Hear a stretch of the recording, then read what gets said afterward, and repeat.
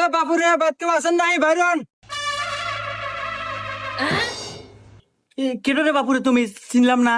Uncle, আপনি তো মুরব্বী মানুষ, আপনি আমাকে চিনবেন না। আমি একটা প্রাইভেট কোম্পানি থেকে আসছিলাম। হ্যাঁ, কোম্পানি?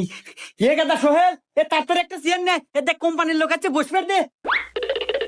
এ যা বসিয়া দিতে বসবে দে। স্যার বসেন।